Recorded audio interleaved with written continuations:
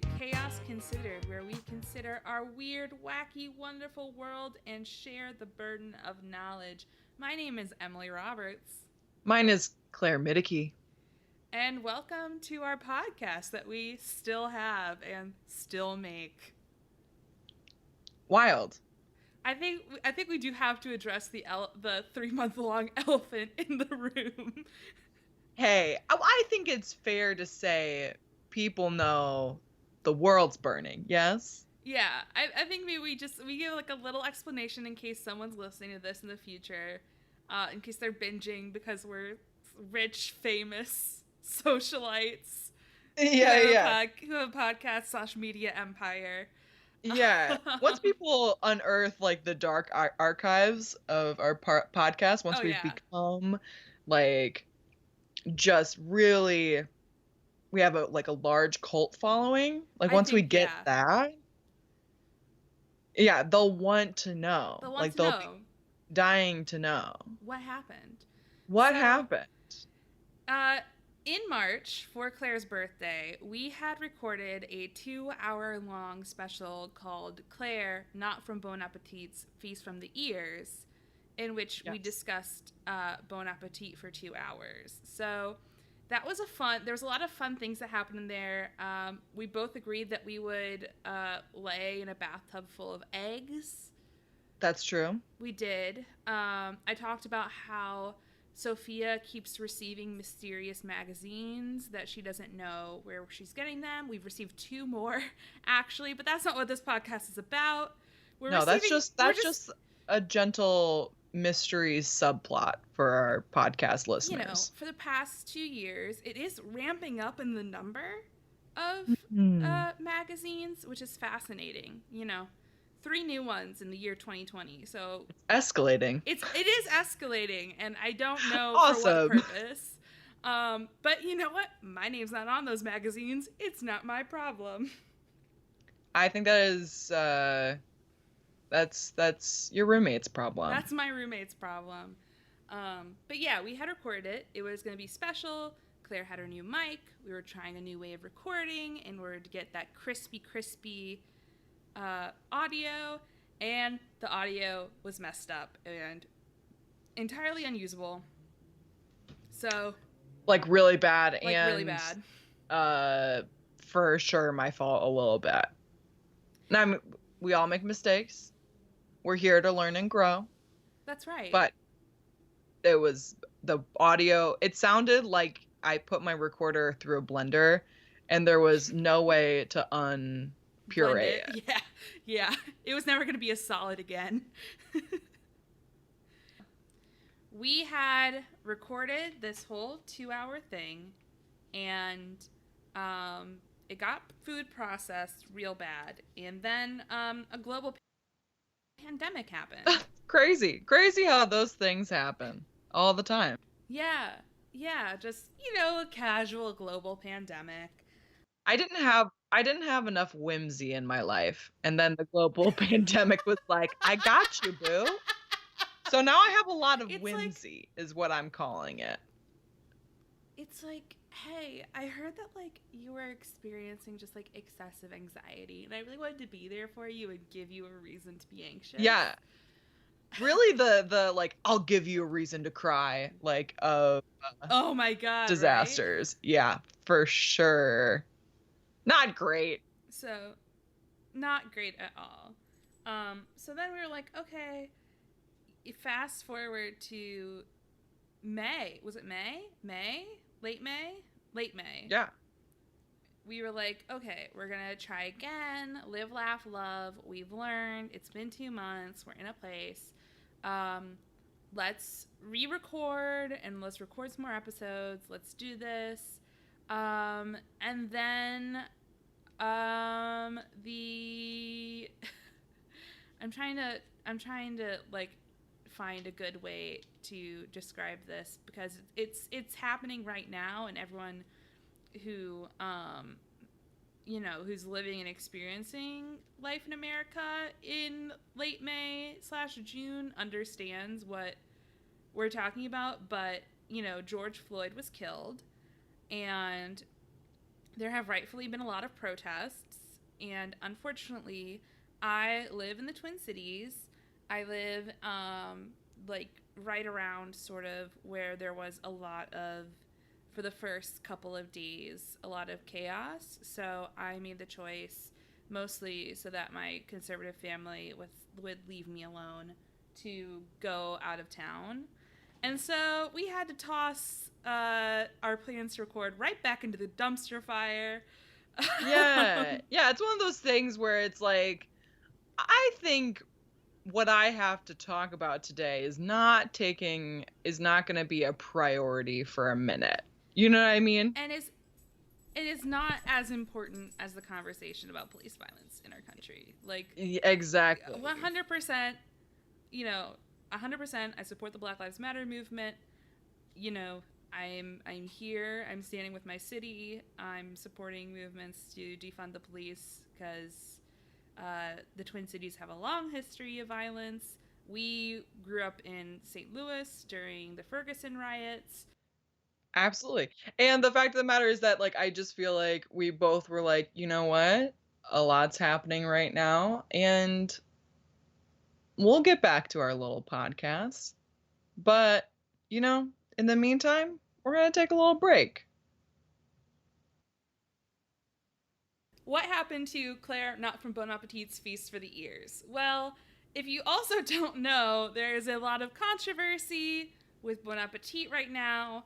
That they, turns out, have not been paying their people of color fairly. They're not really filming or releasing any new episodes. So Claire and I agreed that probably is not a good idea to talk about how much we love Bon Appetit. Yeah, it would be a really bad time to be like, you know what? I'm ready to take a stand. Yeah. That seems like so we're going to support, bad idea. You know, we're going to support our creators, especially the creators of color who provide a lot of free entertainment for us, and we're not going to produce anything until they produce something, until, you know, they are being paid fair, until they are being paid fairly for their video appearances, until there is, you know, actual change within Bon Appetit. You know, we're just sorry this has been such a serious intro, guys, but we kind of had to hit these like major yeah, because it would be weird to come in and be like, oh, how's your week going, with no, like, what have you been doing? The world's on fire a little bit, you know? Yeah, I mean, I could lighten things up. Do you know Sophia got mad at me last night? You want to guess why? No, just lay it on me. Just let me know. Why was she justified in her anger? I told her that my fursona was a worm, and I called it my wormsona, and I said, I'm a wormy. All of what you said was challenging, but I love you for it. Like, deeply challenging. Like, I understand what every word out of your face has been spiritually challenging. I also, though, kind of love it. To be fair, you know, I'm not an actual member of the furry community. I love the furry community. I stand with the furry community. They bring me a lot of joy. That being said, the idea of a worm, like, just showing up to a furry community wearing, like, a worm suit. Can I tell you, I'm kind of super into it. Can I tell you, I'm, like, playing in the space with you, and I'm actually super into you having a wormsona. I think so. I think it would be between worm and frog, but, like, worm, you know what I mean? Worm? Yeah, no, all the comedy, all the bits are right there in a perfect, neat package. I'm also a big fan of worms, so I feel like the stars. It's because we haven't had the Nemasode yet. Oh, yeah. I haven't had. The Nemasode is still happening. Ruined for me yet. You haven't had worms on the brain yet, or in your brain yet. I don't like that very, very ominous phrasing. Okay. What I've been doing during quarantine, Sophia and I are working on a COVID scrapbook to memorialize great. all the things we've been doing. we've been watching anime, so I am 12 again. Yes. I am deep in it. And you've been watching you didn't say like I'm just gonna only consume highbrow anime. You're like, are you watching Fruits Basket? Like, it's on the list. It's on the and list. You know what? Upcoming. And before everyone feels too bad for Sophia, she did voluntarily choose to read Fruits Basket on her own without any input from anybody else, and I'm loving her through it. So we both have flaws. Neither of us are perfect. Just so much. Anyways, let's get into our topics. People want to learn. They don't want to hear us talk about our fursonas. Unless there should be an episode about the furry community, which I think would be hilarious. I can tell the story about how furries tore my family apart, / my roommates got into an argument over furries. It was really funny. But we're not going to get into it. I love the furries. Anyways. My topic for this week, Claire, are you ready? I'm so ready. My topic is, and it's not very long, but I think it's timely. Okay. So Claire did not like that. I don't like anything being like timely right now because the time we're in, not great. So the idea of having more timely content, wild. Bad. Okay. Have you heard of the Waffle House Index? No. All right. Strap yourself in, bud. Okay. So let's start with a baseline of what a Waffle House is, because occasionally people who are not American listen. We've had one person from like Ireland who's listened to like a bunch of episodes, like shout out, like yes. But what is a Waffle House? Like, Claire, can you describe a Waffle House for the fans? Oh man. This is the thing, is that a Waffle House is not just a place. It is like, it's a spiritual experience. And like, it is also like a vibe check for a community. So just saying like, oh yeah, it's like open 24/7 and you can get breakfast, like that doesn't convey the essence of what a Waffle House is. A Waffle House, I feel like, is a staple of any sort of American Gothic experience. Mm-hmm. Like, if you're driving on a desolate American highway, you will pass 200 Waffle Houses. Oh, for sure. And you're like, there is no one that lives here. But this Waffle House is always open and will always be open. Yes. I've been in a Waffle House once. I think it was like 3:00 in the morning.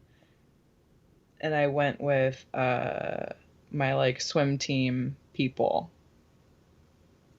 I don't think I've ever been to a Waffle House. I'm going to say it right here, wow. Right now. It's bold of you to bring something called the Waffle House Index, having never been in a Waffle House. I really need to go to a Waffle House now, but it's not a great time to go to restaurants. Yeah. So, speaking of timely, it's not a perfect time for going places and doing things. Yeah. But if you're not American, Waffle House is literally everywhere. It's especially in the South. I think its headquarters are like in either like Alabama or Georgia, somewhere around there. It's big. And like Claire said, they are open 24/7, and they primarily serve breakfast / diner food. Yes. So the second element you need to know to understand the Waffle House Index is that America is constantly experiencing some kind of natural disaster. Like, you know, hurricanes, tornadoes, earthquakes. Like, we're a big country, and every year some part of it is just gonna get wrecked by Mother Nature. Oh, for sure. Yeah. For sure. You know. So we have the Waffle House, right? We have the knowledge that natural disasters happen. Now entering the picture is FEMA. Do you know what FEMA is? I've heard a little bit about FEMA. I need a refresher though. It is the Federal Emergency Management Agency. Mm-hmm. So they are the people who help allocate resources and help take care of things, both to prevent disasters and to handle disasters. And they are the people who use the Waffle House Index. Okay. So So, mm-hmm. I don't understand necessarily where this is going. Is it like Yeah, rating a disaster by how many Waffle Houses have been affected by it? absolutely. What? Buckle up. What? So, the Waffle House Index was created by Craig Fugate as a way to gauge a natural disaster's effects on the surrounding community. What? So, green is that the Waffle House is open and fully functional. Yellow is the Waffle House is open but has a limited menu. And red is the Waffle House is closed. So, Waffle Houses will stay open come hell or high water. Like, they are known, and I'll get into how, but like, they are known for literally being the only place that's open. To the point that our federal government sometimes judges disasters based on how many Waffle Houses are open and do they have a limited menu. That is madness. And also deeply fascinating. So, to quote Fugate, he's since retired, but he was the head of FEMA. He created the Waffle House Index. If you get there and the Waffle House is closed, that's really bad. Yeah. Yeah, like I can't argue. No, with like that flawless one. logic. Like I'm like I can't really step to you on that. I'm not going to combat that. I'm not going to try to refute that. So yeah, Waffle Houses will stay open, like irregardless of whatever's going on. And I think the question is like how the question I had at least was how do Waffle Houses stay open? Yeah. And my first instinct is just like America is a capitalist hellscape and they just refuse to close and that's it. You know what I mean? Yeah, that would be my assumption as well. But it's wilder than that. So Waffle House literally has what they call a jump team. Okay. That is, quote, made up of Waffle House contractors, construction workers, gas line experts, restaurant operators, food providers, and other associates who are assembled and ready to go wherever needed at a moment's notice. What? So they have like this literal, I saw pictures of like this like boardroom with a bunch of people watching like forecasting news, and apparently they'll just call in this jump team to go wherever this Waffle House is, wherever the natural disaster is, to make sure that they can keep the Waffle House open. That is crazy. They said if there's a natural disaster, we want Ty and the team of Home Extreme Makeover to handle it. I respect it. I honor that. And that's wild. Do you want to hear some jokes I wrote while I was writing this note? I mean, these notes? Obviously I need your content. I called him, I said they're like special ops. And then I said, restaurant Avengers? Question mark, question mark, question mark. Yes. Like Nick Fury is sitting in a Waffle House headquarters being like, call them in. I would imagine it would have to be that level of intensity. They're like watching the skies. They're reading the room of America and trying to like, of all the places to have like an operation team like that, that's like so dedicated, a Waffle House is not what I would expect. Like, absolutely. Like the idea that a hurricane hits and the Waffle House executives are sitting in their and this is how articles described it, their war room. Jesus. Like, we have a particular set of skills. Like, you know what I mean? Like, we are going to stay open. So, and here's the thing, is like regular associates often evacuate with their families. Of course. Like, that's what has been said. I mean, I would like to interview a worker who like worked during a hurricane or worked in an area where there was a hurricane to like double check on that. But there was like reports that like Waffle House would like rent like 150 hotel rooms so that they could house all of their people who come in from all over the country, like in order to keep Waffle House operational. in these disaster zones. Wow. A Waffle House, though. A Waffle House, though. This is the thing, is that, like, I would assume that, like, the 1 to 2 people who are listening to this, or, you know, whatever, maybe that's presumptuous of me, but Maddie Lane, who's listening to this, I would assume, like, okay, they know about what, like, a Waffle House is. Great. But, like, if you don't know, like, the way that we're talking about it is so buck wild. Because the fact of the matter is that it's not, like, I don't view Waffle Houses as the same way that I would view, like, IHOPs, or, like, the energy is different than just like this is like a chain, like, breakfast diner establishment. It's like the energy of a Waffle House is, like, so deeply powerful, and not good, like, and not bad. Like, it's good energy, but in the way of, like, a comforting, like, haunted mansion on a hill. You know how in the Bible they talk about fearing God? Like, if we were to see God as people, like, our eyes would shrivel up. You know what I mean? Yeah. That's the energy that Waffle House kind of has. Yeah. It's like, if I looked at Waffle House with mortal eyes and saw it for its true, like, unfiltered energy, like, it's good, but it would destroy me. Oh, 100%. Physically, emotionally, yes, for spiritually. for sure. You are right to say it. And there was a Waffle House that was near my campus, and I just never went to it. And now looking back, I'm like, maybe Waffle House is doing what the American government cannot, and it is staying open during a crisis. Wow. Snaps So, from my girl Emily. Yes. Wow. Ooh. Wow. Anyways, so, for example, during Hurricane Harvey, which feels like a million years ago, but it wasn't, 30 Waffle Houses stayed open serving meals and allowed locals to charge their phones in their Waffle House. Wow. So they went to yellow because they, had a limited menu, but they were open. Okay. So, and I kid you not, Claire, I literally read the description that Waffle House is the sunrise after the storm.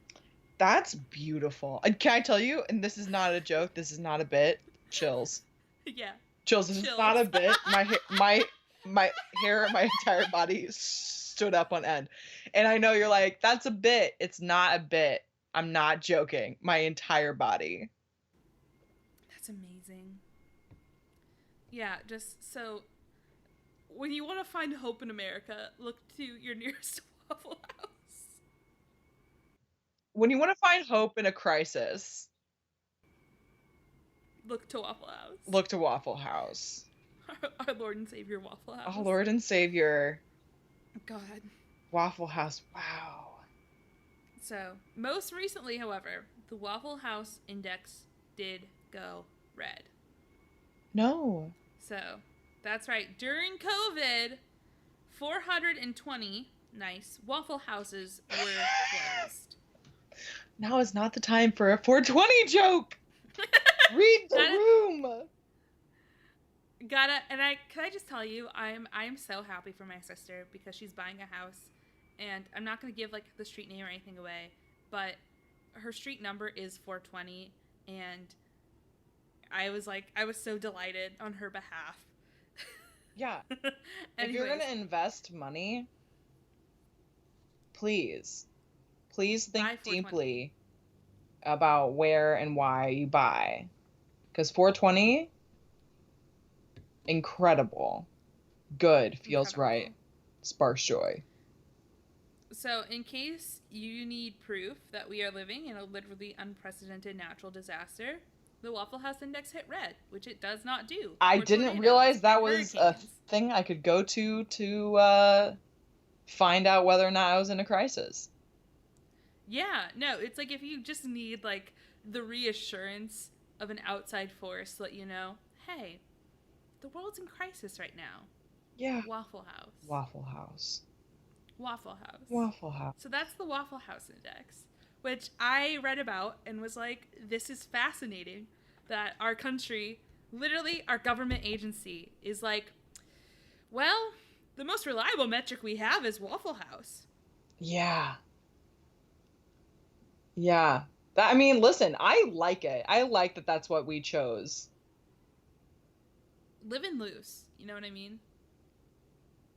Yeah, living by the law that only Waffle House can provide. I mean, honestly, it feels like in my heart, and feel free to play along. You can imagine things.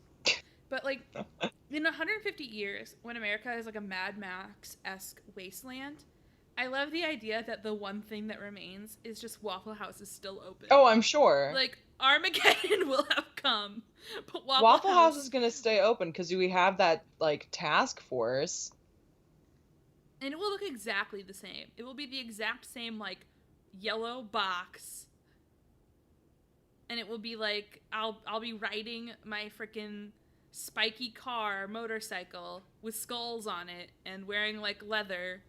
I don't know, maybe some cyberpunk elements. Maybe I have a robot arm, but I'll still be able to like drive up in the midst of like a sandstorm and like get some eggs. You know what I mean?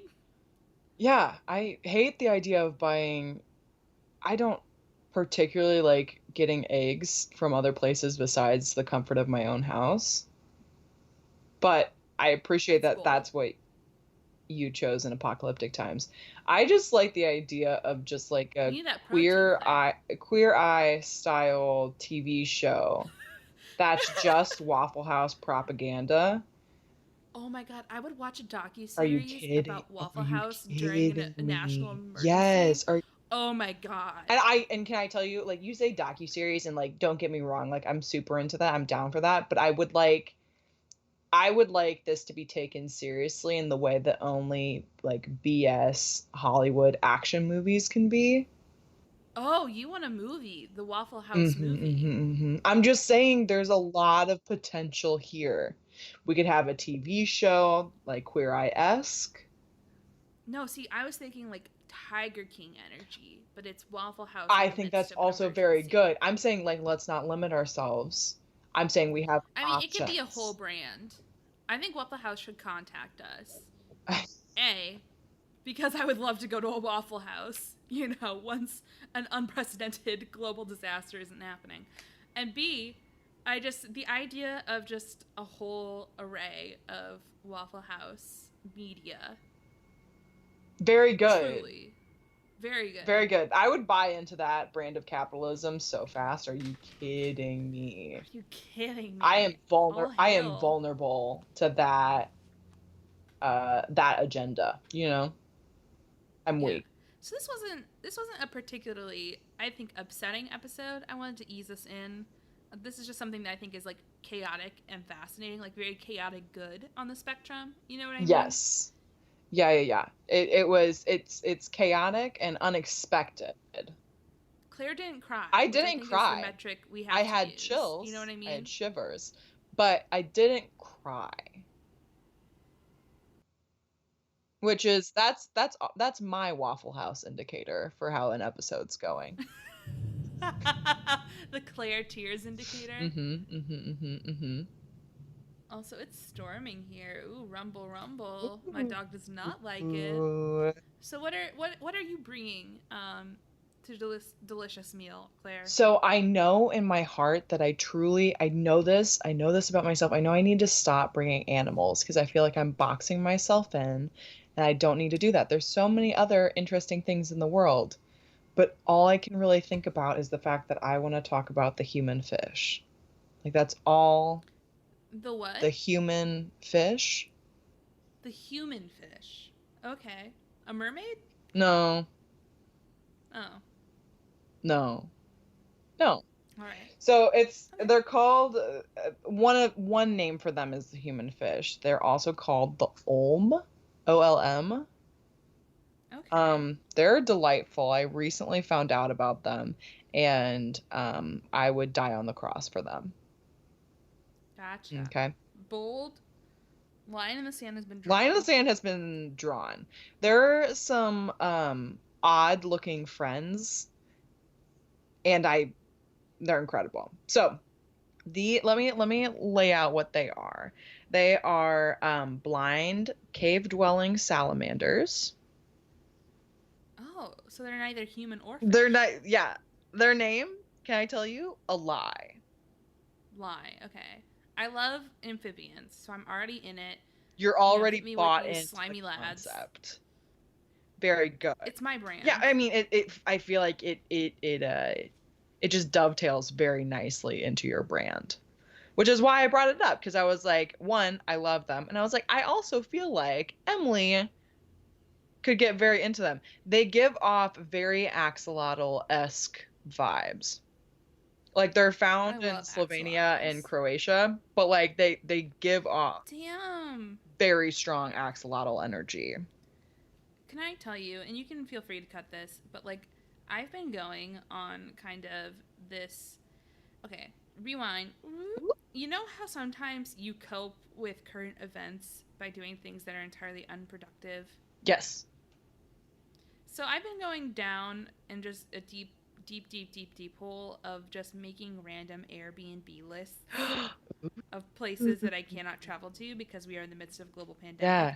And Slovenia, wildly enough, is one of them. I was like, hey, this is a random country. Let's just check it out. Let's just see. And did you you were just like peeping different like Airbnb locations? Yeah, I was just peeping like if I was going to travel to Slovenia, like how would I do that? So maybe, Claire, we gotta go to Slovenia and we gotta check out some of these human fish.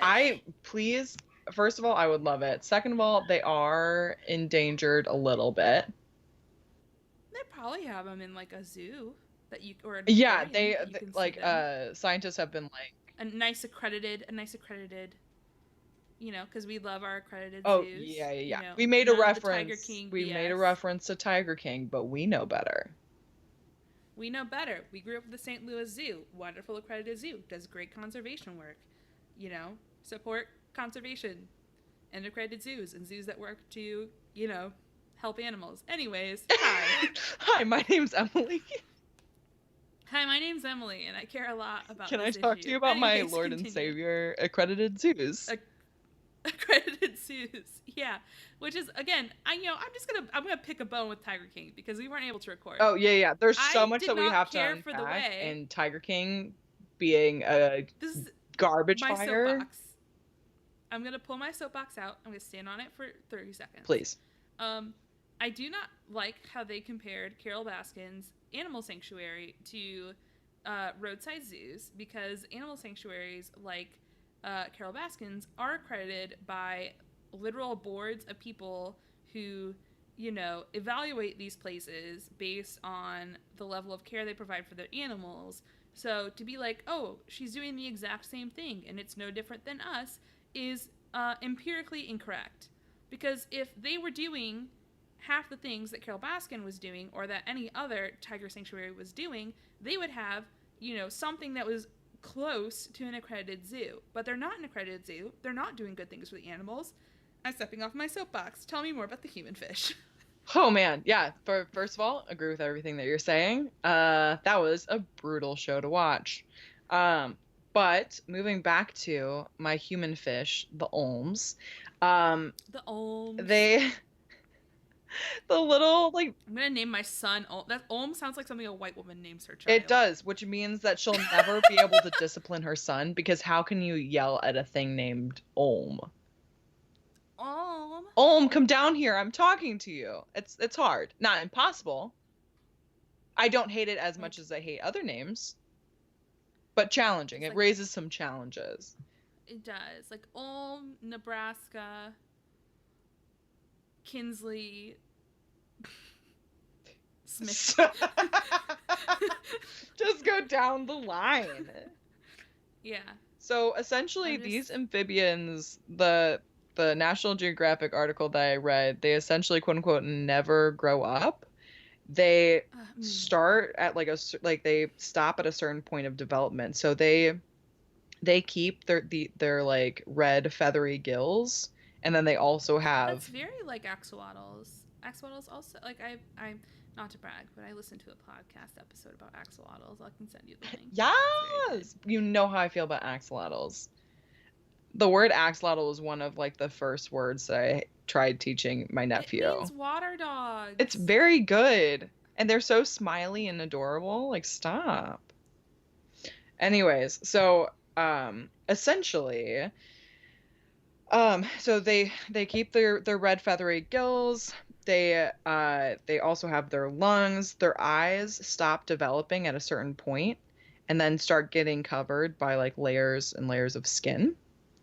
So they're essentially blind, but because they still have their eyes underneath there, they can detect light, which is like, I don't know. I thought that was kind of cool, the fact that like, yeah, they can't see or whatever, but they're perfect for their environment. So if they do see like a super bright light or whatever, they can see it.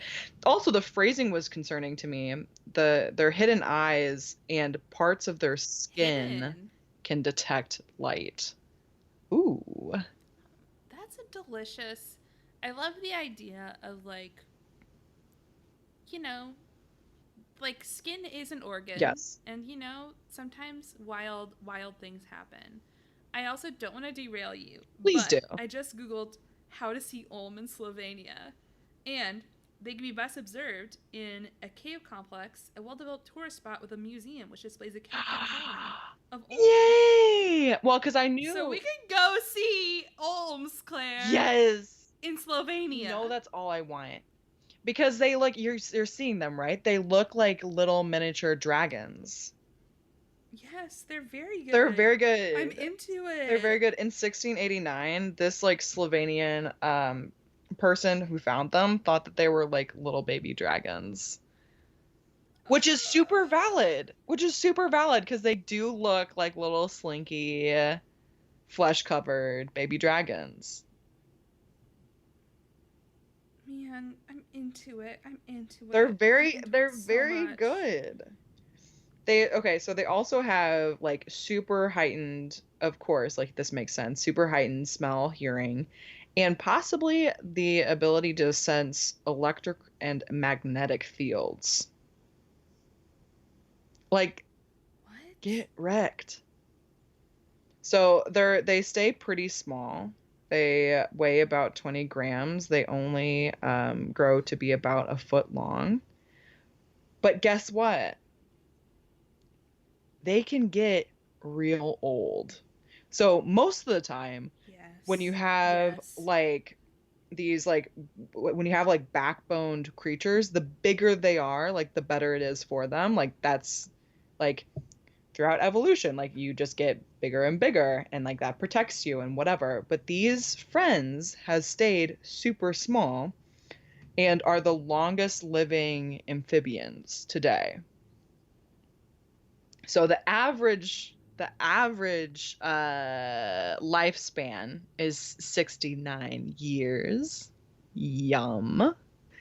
And then they can live to be as old as like 102. So rest with that for a moment. The second 102. 102 for my little dragon friends. 102. The second runner up for amphibians is the giant salamander, which, by the way, speaking of creatures I love, giant salamanders have officially made the list. They're big boys. Salamanders are good. Like if you need something to brighten your life, just like look at a It's like, salamander. listen, the world's kind of beating you up, and now's the perfect time to invest in salamanders. It is the best time to invest in salamanders, especially because our amphibians are being some of the worst hit species right now in this whole like global mass It's extinction. really So go love bad. on some salamanders. Invest in them monetarily. Also, speaking of investing, there where the cave is, there's like a whole like like I don't know how to describe this other than you want to take a train into some caves. Yes, please. like a choo-choo, like Yes, zoo train please. into some caves? Yes, please. We could do that, Claire. And there's also a castle. Yes. There's also a castle right next to these caves with these olms. Claire, I let's go to Slovenia. So I will send you the I link. like how this started as a saving. joke, but I would like to eventually make this a reality. I don't know how to joke. I'm a Sagittarius. I'm doing the best I can with my lack of jokes. I'm a robot. It's not my fault. Okay, something else I did during quarantine, and you can cut this out if it's taking up too much time, but I did take a quiz. Yeah. For every single iteration of Star Wars, and every single time I was the droid character. That is incredible. That's so good. Except for one time I was Lando Calrissian. So every other time it was like, you're R2-D2, you're K2SO, you're BB-8. I like the switch up on that though, where they're like, we'll throw in a Lando, and I feel like that still checks out in the context of all the droids. There's a reason why I cannot stop crying every time my boy Vision dies, and it's because I identify strongly with robots. Yeah. I mean, like, this is both, like, it's, like, not surprising, but also very good. Anyways, tell me more about these water dragons. They live super long. I love salamanders. Their eyes are buried under their skin, but they can still see light. Like, hell Everything about them is very good. Everything about them is, like, rad. ancient, old friends. And so, we were talking about the giant salamander. So they can live up to like 50 years, which is long, but like not as long as 102. Like, that's crazy. And then, yeah, and like the point that the article was making is like, yeah, giant salamanders, they survive this long and they're like 66 pounds. Meanwhile, like olms are over in the corner with their like 20 grams. It's like, you're so little and so powerful, and I love you. I love you very much. Also, I read that they can survive up to 10 years with no food. That's a long time. Also, I read another article, which I don't trust as much as some of my other ones, so do take this with a grain of salt. But they talked about the fact that there was an olm that didn't move from the same spot for 7 years. That's a whole mood right now during quarantine, though. Oh, I'm feeling it. This is a good time to invest in amphibians, and specifically salamanders, and also more specifically olms. They're very good. I love my little cave-dwelling friends. I would like to meet them. I would like to go to a castle, and I would also like to ride a choo-choo train. The last time I was on a choo-choo train, the conductor was a man named Conductor Willie, and I liked that very much. Not related, but I felt like you should know that. Yeah. Girl, I am so on board with just, like, going into a cave. Like, do I get claustrophobic in caves? Yes. Of course. Of course I do. I went into some lava tubes in South Korea, and I was like, this is cool, but also, I hate being under the ground. Yes.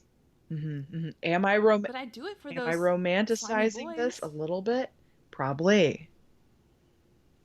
But I do it for those slimy boys. I would do it for those pale, fleshy lads, those baby dragons. I would do it in a heartbeat. Are you kidding me? I would do it in a heartbeat. Man, that's so cool. Yeah, so that's... Wow, our brain waves, Claire. We just, like, Slovenia is on the brain. It's on the brain! I can I tell you, I've never thought about that place, like, once in my life.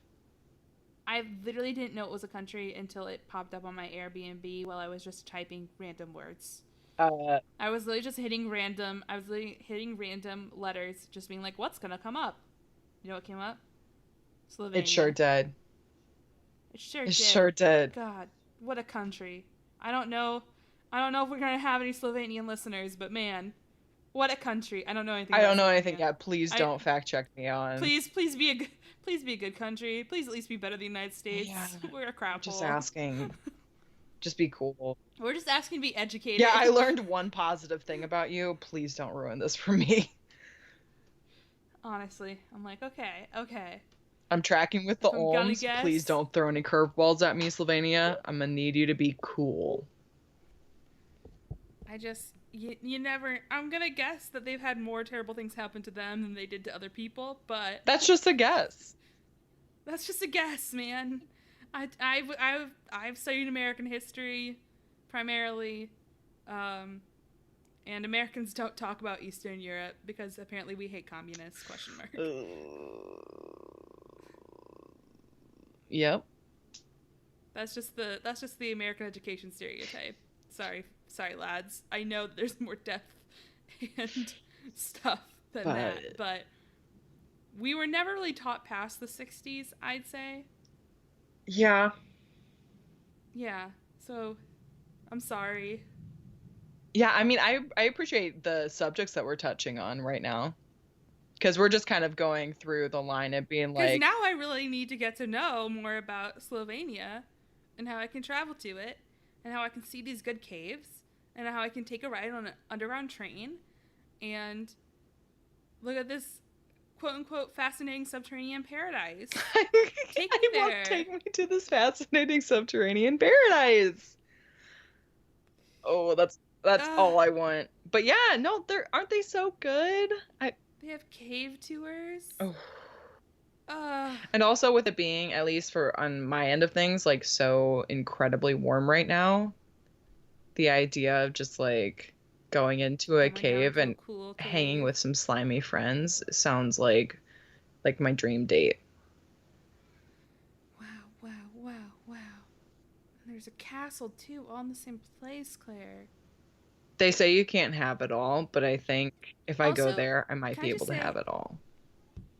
Any castle that's also on top of a cave is haunted. Like, I don't think we get to make those rules. Oh, yeah. But it has to be haunted. For sure haunted. They knew, there's no way. You can't. And this is not about Slovenia at all. But Claire, man, we should definitely... Do you know about all of, like, the secret tunnels under Lemp Mansion? I'm gonna be honest with you. I don't know anything about Lemp Mansion. Oh, girl.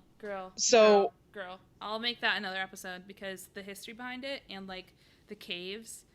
Every once in a while, somebody will like tell me a random fact about the Lemp Mansion or the Lemp family, and every time I'm like, I'm pretty sure you're joking, but I can't tell. It's buck wild. All I know is it's like not okay. Like, also, there are tunnels underneath the botanical gardens. I know because I've been in them. What? Yeah, there's a bunch of tunnels like going for miles underneath the Missouri Botanical Gardens. And I went on a tour. I don't know. I want to go on a tour. I think we went with the science club, maybe. That checks. I would believe that. We got like an inside tour. I was in the back of the line for a while there, and I was not pleased. I was like, "This is some creepy, like." They're gonna just start picking low ceiling tunnels. The monsters in these caves will start picking me off one by one, and I'm in the back. It's, like. There's, like, us really knew something. You know what I mean? Like, there are just random tunnels underneath all of America. Yeah. I think it's fascinating, like, how many, like, even, like, with where I live, how little I know about, like, the city. St. Louis is literally, like, sitting on top of limestone caves. Like, that's just a thing that no one talks about. Like, we're just, like, sitting on a bunch of limestone caves. Like, it just seems like the start to a bad YA novel. Or a really good YA novel. But definitely a YA novel. I'm in St. Paul, and not to triangulate my location, but, like, I'm probably also sitting on top of a bunch of limestone caves. Like... So, we would just assume that that's haunted then, yes? I assume that there's some haunted energy in the caves underneath the city of St. Paul, yes. Yeah. I don't know. Like, honestly, I haven't heard about any haunted attractions in the Twin Cities. Otherwise, I would be there in a heartbeat. If anyone knows, let me know. Are we just going to start getting really into, like, haunted locations? Because absolutely not. That's crazy. I can't. You wouldn't do, like, a ghost hunting video with me? I mean, I would. Would I handle it well? No. I scare very easily. So do I. But like the great thing is like no one can be like, "Oh, Emily, you're seeing things," because I literally like am incapable of hallucinating. Worm. Worm. You know. So, but anyways, that said, I've never seen a ghost, so I feel like I need to establish that. I've never spoken with a ghost. I've never communed. I just think it's absolutely fascinating to think I about. think that's super fair. In theory. And, you know, I don't even want to invite that energy into No, my please home. don't. I'm all about not inviting new energies into my home as I stare at the wall. I'm an introvert, and really there's only enough room for me. I will say, Sophia and I do blame anything weird that happens. We joke around that we have a ghost that we call Alexander Hamilton. Nothing weird has actually happened. We don't actually think we have a ghost. But every once in a while, it's just like, you know, hey, Alexander Hamilton, can you be chill? Fair. Yeah. I used to do that a lot when we lived in our old house. You have to start an open dialogue with the ghosts that may or may not be living in your residence. I worked at an old historic fort. Yeah, you did. I was like, I'm a big skeptic, but they say this fort's haunted. They say it's haunted by like a lady in the kitchen where I was working. I don't know if her name was like Susan or Sally or whatever, but every day I'd come in and I'd say hello to her because just on the off chance there was a ghost there, I'm not getting on the ghost's bad It's side. best to start off with some manners. You know what I mean? Best to start off with just some like positive energy. I would talk to the ghost. Oh, you were really just covering your bases. Listen, better safe than sorry. And honestly, sometimes there was nothing else to do than to be like, hey, can you like help me out and like make sure I get this fire going because I'm sister struggling over here. Yeah, that was the summer that I just started fires for a living. It was great. That's delightful. Anyways, that's, oh my god, I forgot that we do Would You Rather. I need to find a Would You Rather real quick. Oh my goodness, Claire, I can't believe I've done this. Oh, I think I have one. You have a Would You Rather? How do you feel about that? It laid on Okay, me. let me see if I can remember it. Right. Well, this is not a great Would You Rather because I feel like the answer is like, I think the answer is pretty obvious. Okay. Would you rather if you killed an animal, it begged for its life? Or I know, I'm coming out hot. Okay, this is an energy. This is an energy. So would you rather if you killed an animal, it begged for its life, or when you like cut a plant, it screamed? I cut a plant, it screamed. Can I No, sit with it. No, sit with it. Yeah, absolutely. Let's unpack it for a second. So, I have a bunch of cacti. Yes. And I propagate my cacti by removing the pups. Yes. Right? So I take a little chunk of the cacti off, I plant it, more cacti. Yes. So in my heart, it's like, okay, it's going to scream when it does. For sure. All right, I can handle it. For sure. I can handle it. You know, I don't mow a lawn. I live in a apartment building. I don't have to worry about it. If I buy some broccoli from the store and I go to chop up that broccoli, like theoretically that broccoli has already been quote unquote killed, right? Will it scream when I chop it up? No, because I feel like it's already been killed. Okay, then 100% scream. I don't know when I would ever kill an animal, you know what I mean? But like, if I'm going to swat a fly, I don't want the fly to like moralize at me about how I'm a terrible person. Yes. And be like, please, I only have hours to live anyways. Like, Very no, bad. Like, get out of my house. Yeah. I don't want a silverfish to talk to me. Thank you. Yeah. Can you imagine? Hate silverfish. They're the worst. Yeah. So I feel like that's right. Like, I feel like the answer is pretty simple. Like the moral implications of if all creatures could speak to me to beg for its life, not talking all the time, but in order, like begging for their lives. not good. Because, like, it really assigns an extra level of intelligence to an animal that, like, anything can scream. You know what I mean? Like, you poke a frog, it can scream. You know what I mean? But, like, there's not necessarily, like, intelligence there, like, personhood. But I think you add personhood when an animal's trying to reason with you about why you shouldn't kill it. You know what I mean? Yeah. I appreciate that in your example, it was a frog, because your frame of reference for life is literally just like amphibian based. Have you never seen that video of like this frog is screaming and they put it in water and it's like blah, blah, blah, blah, blah, blah.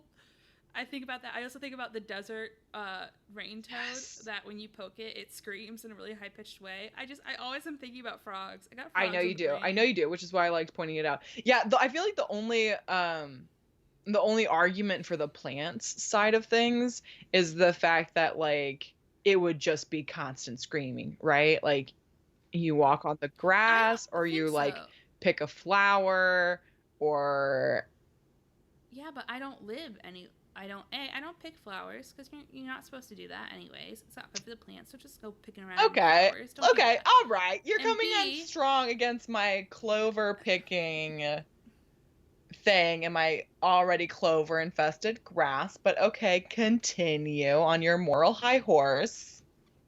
I will. In fact, I'm enjoying the view. I have a lot of plants. I will say it would be annoying because I do like prune my plants a little bit. But also, I feel like if you try to, like, take care of your child, it'll scream at you. So, like, how is it any different from, like, hey, I have to do this thing because it's better for you, but you're going to scream about it while it's happening. Yeah. I'm here with you in this. I'm not disagreeing. But, yeah, that's, first and maybe only ever Would You Rather. Amazing. Well, I think that about wraps it up. Please, if you've lasted to the end of this episode, go head over to iTunes, give us a 5-star rating, or, you know, like whatever rating, as long as it's kind and not mean. But we really would appreciate if you, like, rated us, followed us, send us your ideas for topics or would you rathers. We really, really appreciate hearing from folks. Where can you follow us? Hit us up at that chaosconsidered@gmail.com. Chaos Considered on Twitter and Instagram. Yeah, we'll work on setting up some updates for that. Keep you all in the loop, so if we drop off the face of the earth for 3 months, you'll at least have a heads up. You'll know about it. We'll give you a little more than the previous nothing before. Well, there you go. The boys are back. The boys are back. All right. And by boys, we just mean amphibians.